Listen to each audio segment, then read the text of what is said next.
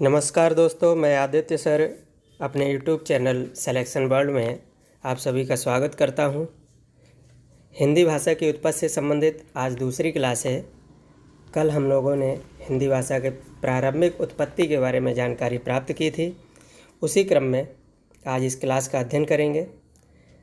कल की क्लास से संबंधित कुछ बातें इस क्लास को पढ़ने से पहले पढ़ लेनी चाहिए। जैसे कल हम लोगों ने पढ़ा था कि उत्तर संस्कृत या लौकिक संस्कृत के बाद हिंदी का विकास क्रम पाली भाषा, प्राकृत भाषा एवं अपभ्रंश तक होता है और उस अपभ्रंश के बाद भाषाएं, उपभाषाएं और बोलियों का विकास होता है। तो हमें पता है कि पाली भाषा भारत की प्रथम देश भाषा है। इसे सबसे पुरानी प्राकृत भी कहा जाता है। इसके बाद जो है प्रथम शताब्दी से 500 ईस्वी तक प्राकृत भाषा का काल रहा। भाषा विज्ञान ने प्राकृत भाषा के 5 वेद स्वीकार किए हैं, जिन्हें सामान्यतः हम लोग अपभ्रंश के रूप में भी जानते हैं। अपभ्रंश के अनेक नाम प्रचलित रहे हैं। अपभ्रंश को ग्रामीण भाषा, देसी भाषा, अपभ्रंश, अवहत्त आदि नामों से भी जाना जाता है।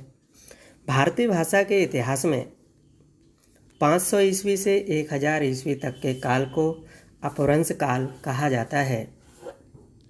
उत्तर भारत में अपभ्रंश के 7 भेद या रूप प्रचलित हैं, जिन्हें कल हम लोगों ने अध्ययन किया था। उसी क्रम में कि किस तरह अपभ्रंश से भाषाओं और जो है बोलियों का जन्म होता है, उसका आज अध्ययन करेंगे। तो देखते हैं आज की क्लास। और इसमें सबसे पहला अपभ्रंश सौर सैनी अपभ्रंश। सौर सैनी अपभ्रंश से गुजराती भाषा निकलती है। अगर उपभाषाओं की बात की जाए तो सौर सैनी अपभ्रंश से पश्चिमी हिंदी और राजस्थानी हिंदी 2 उपभाषाओं का जन्म होता है। पश्चिमी हिंदी और राजस्थानी हिंदी 2 उपभाषाओं का जन्म होता है। पश्चिमी हिंदी से 5 बोलियों का जन्म होता है। पश्चिमी हिंदी से 5 बोलियों का जन्म होता है, जैसे बांगरू, ब्रजभाषा, बुंदेली, कन्नौजी, खड़ी बोली। इन 5 बोलियों का जन्म पश्चिमी हिंदी उपभाषा से होता है। इसी तरह राजस्थानी हिंदी से बोलियों का जन्म होता है। मेवाड़ी, मेवाती, जयपुरी। उसके बाद हम लोग खस अपभ्रंश को देखते हैं। खस अपभ्रंश से किसी भाषा का जन्म नहीं होता है, इससे पहाड़ी हिंदी का जन्म होता है। पहाड़ी हिंदी जो एक उपभाषा है। पहाड़ी हिंदी के अंतर्गत 3 बोलियां आती हैं, कुमायूं, नेपाली और गढ़वाली। इन 3 बोलियों का जन्म पहाड़ी हिंदी नामक उपभाषा से होता है, जबकि पहाड़ी हिंदी उपभाषा का जन्म खस अपभ्रंश से हुआ है। उसके बाद तीसरे क्रम पर पैशाची अपभ्रंश है। पैशाची अपभ्रंश से पंजाबी और लहंदा नामक 2 भाषाएं जन्म लेती हैं। पैशाची अपभ्रंश की कोई भी उपभाषा नहीं है, और जब उपभाषा नहीं है तो इस अपभ्रंश की कोई भी बोली भी नहीं होगी। नेक्स्ट, चौथे क्रम पर महाराष्ट्रीय अपभ्रंश है, और महाराष्ट्रीय अपभ्रंश से मराठी भाषा का जन्म होता है। यहाँ पर एक बिंदु ध्यान रखेंगे जो परीक्षा की दृष्टि से महत्वपूर्ण होता है कि मराठी और गुजराती सामान्यतः भ्रम उत्पन्न करती हैं, कन्फ्यूजन जन्म देती हैं। तो महाराष्ट्रीय अपभ्रंश से मराठी भाषा का जन्म होता है और सौर सैनी अपभ्रंश से गुजराती का है। दोनों अलग अलग हैं, इसलिए याद रखेंगे। नेक्स्ट क्रम अर्धमागधी अपभ्रंश। अर्धमागधी अपभ्रंश से जो है पूर्वी हिंदी उपभाषा का जन्म होता है, और पूर्वी हिंदी उपभाषा से 3 बोलियां जन्म लेती हैं, अवधी, बघेली और छत्तीसगढ़ी। नेक्स्ट मागधी अपभ्रंश है। मागधी अपभ्रंश से बिहारी हिंदी का जन्म होता है। बिहारी हिंदी जो कि एक उपभाषा है, और बिहारी हिंदी से आपकी बोलियां निकलती हैं, कौन कौन सी बोलियां हैं? मैथिली, मगही और भोजपुरी बोलियां हैं।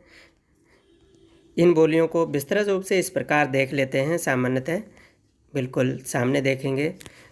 उपभाषा पश्चिमी हिंदी। पश्चिमी हिंदी से कौन कौन सी बोलियां जन्म लेती हैं, आइए देखते हैं।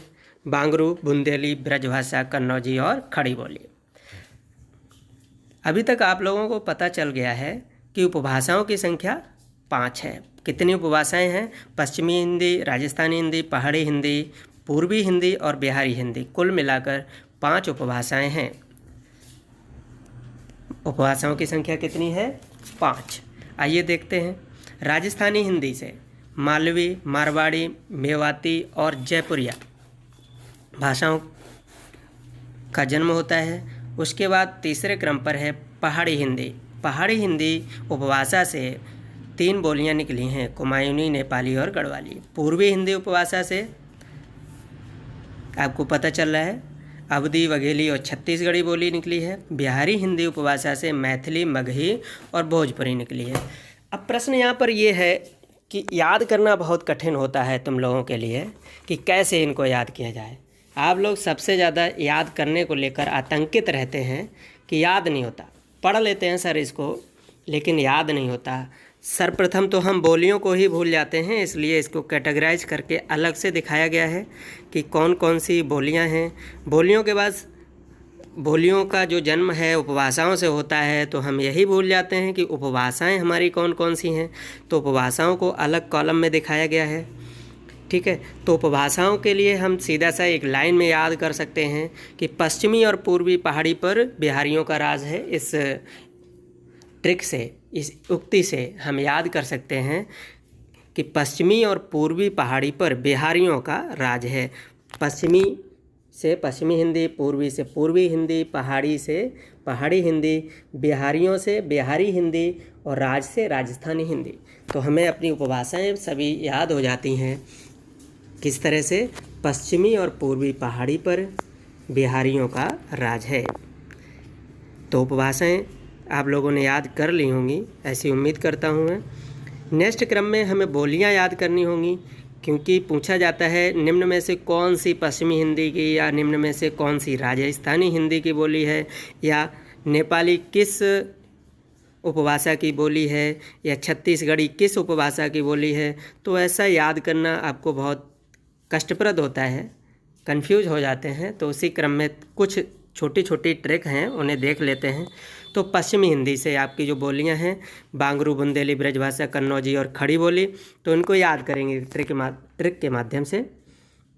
ट्रिक है बाबू ब्रजलाल कन्नौज में खड़े हैं।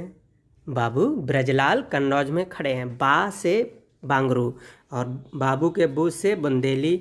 ब्रज तो आपको दिख ही रहा है सीधा, ब्रजलाल से ब्रजभाषा हो जाएगी, कन्नौज से कन्नौजी हो जाएगी और खड़े हैं से खड़ी बोली। तो इस तरह हमें पश्चिमी हिंदी की सारी बोलियां याद हो गई। कैसे? बाबू ब्रजलाल खड़े हैं कन्नौज में, ठीक है। राजस्थानी हिंदी में देख लेते हैं, कैसे देखेंगे? मालवी है, मारवाड़ी है, मेवाती है और जयपुरिया है। तो हम थोड़ा सा इसको देख लेते हैं कैसे। जयपुर में मामी है, जयपुर में मामा है, मामी नहीं है, मामा है। जयपुर में मामी नहीं, मामा है, ठीक है। जयपुर में मामा हैं, या कह सकते हैं इसको थोड़ा सा चेंज करके भी बोला जा सकता है, फिलहाल इसी तरह से ज़्यादा उचित है।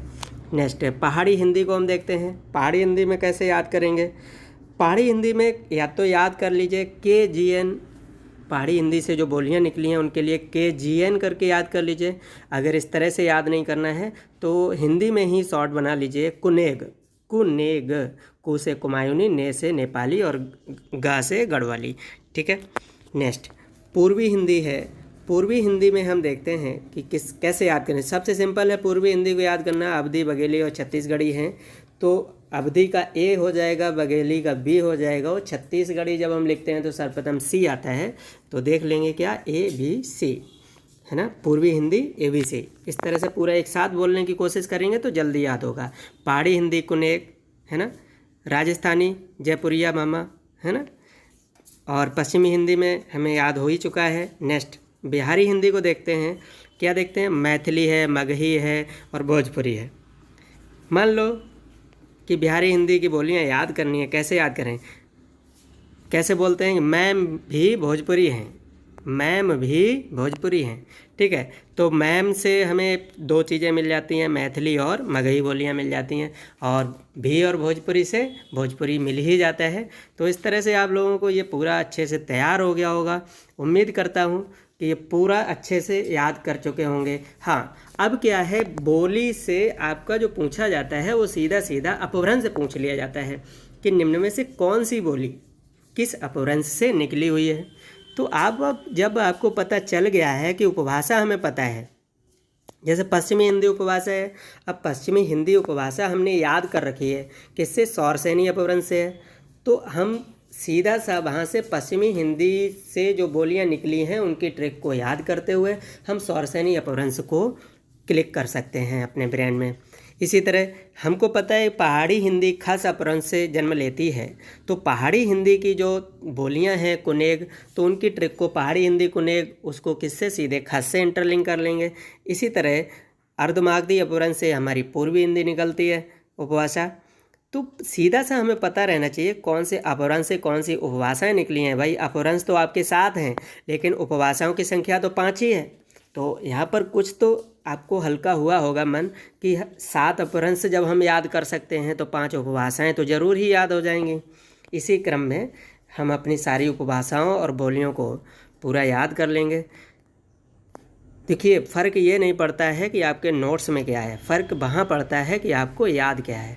इसलिए ऑन द स्पॉट रहिए, ब्रेन को लोड रखिए, क्योंकि कहा जाता है कि ब्रेन एक हथियार है, तो हथियार को लोड करना ही उचित होगा। ऐसा तो नहीं कि खाली हथियार लिए घूमते रहेंगे तो कहीं आगे नहीं निकल पाएंगे। तो उम्मीद करता हूँ कि आज की क्लास आपको अच्छी लगी होगी और आप लोगों का कल की क्लास में बेहतर सहयोग मिला। आपने जो उत्साह दिखाया वीडियो को देखने का, इसी तरह उत्साह दिखाते रहेंगे तो आपके लिए प्रतिदिन और भी वीडियो अपलोड किए जाएंगे। अभी शुरुआत है, 2-3 दिन के बाद अच्छे खासे वीडियो और आएंगे, बड़ी क्लास होगी, साथ ही साथ जीएस के वीडियो भी डाले जाएंगे। धन्यवाद।